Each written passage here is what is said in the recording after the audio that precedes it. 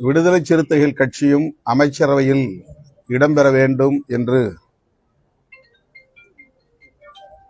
திரு ஆதவ் அர்ஜுனா அவர்கள் வெளிப்படையான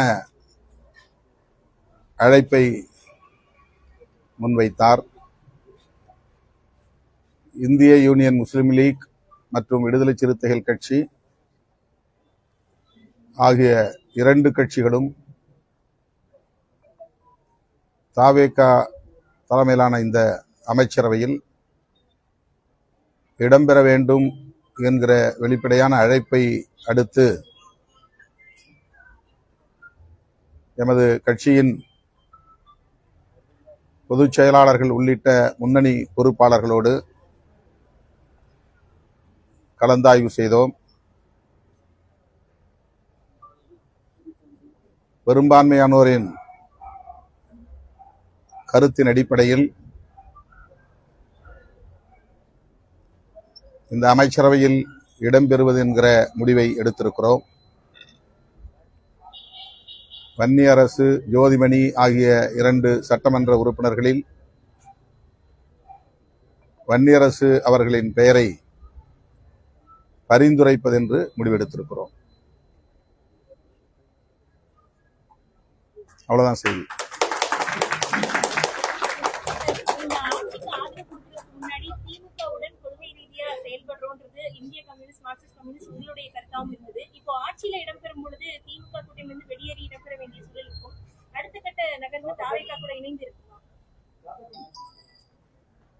இன்றைக்கு அமைச்சரவையில் நாங்கள் இடம்பெறுகிறோம் என்கிற அறிவிப்பை மட்டும் வெளியிடுகிறோம்.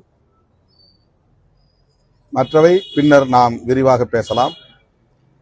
இன்றைய சூழலில் அமைச்சரவையில் இடம்பெறுவது என்பது எங்கள் கட்சியின் பெரும்பாலானோரின் கருத்தாக இருக்கிறது.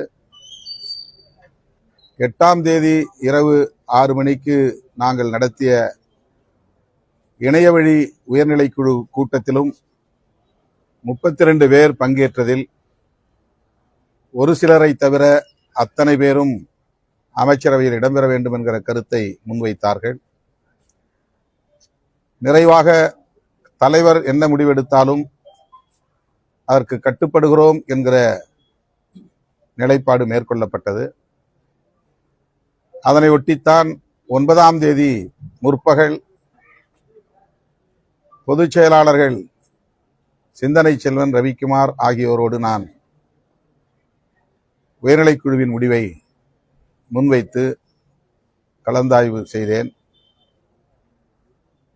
நிறைவாக நாங்கள் வெளியிலிருந்து ஆதரவளிப்பது என்கிற முடிவை எடுத்தோம். நிபந்தனையற்ற ஆதரவை நல்குவது என்கிற முடிவை எடுத்தோம்.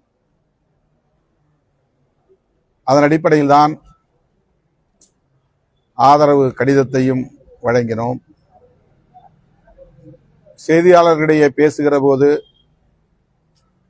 வெளியிலிருந்து ஆதரவு நல்குவது என்பதை உறுதிப்படுத்தினோம். ஆனாலும் கட்சியின் முன்னணி பொறுப்பாளர்கள் அமைச்சரவையில் இடம்பெற வேண்டும் என்கிற கருத்தை மீண்டும் மீண்டும் வலியுறுத்தி வந்தார்கள். என்றாலும் கூட நாங்கள் அதை மீளாய்வுக்கு எடுத்துக்கொள்ளவில்லை. இந்த சூழலில் தவேக தரப்பிலிருந்து வெளிப்படையான அழைப்பு வந்தது. அந்த அழைப்பையொட்டி கட்சியின் முன்னணி பொறுப்பாளர்கள் அமைச்சரவையில் இடம்பெறுவதை பரிசீலிக்க வேண்டும், கூட்டணி ஆட்சி முறையை தமிழகத்தில் கொண்டு வர வேண்டும் என்கிற கருத்தை முன்மொழிந்த இயக்கம் முதல் இயக்கம் விடுதலை சிறுத்தைகள் கட்சி.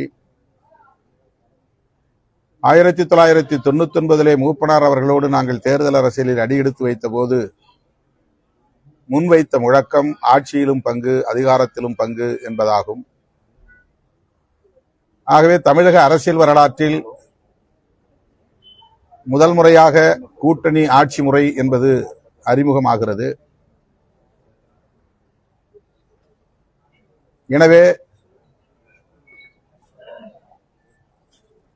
தாவேகா விடுத்த அழைப்பையும் கணக்கில் கொண்டு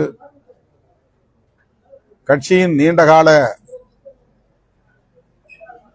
கனவையும் கருத்தில் கொண்டு இந்த முடிவை எடுக்க வேண்டும் என்கிற நிலைப்பாட்டை பெரும்பான்மையான பொறுப்பாளர்கள் முன்வைத்திருக்கிறார்கள். ஆகவே இப்போதைக்கு நாங்கள் இந்த முடிவை எடுத்திருக்கிறோம்.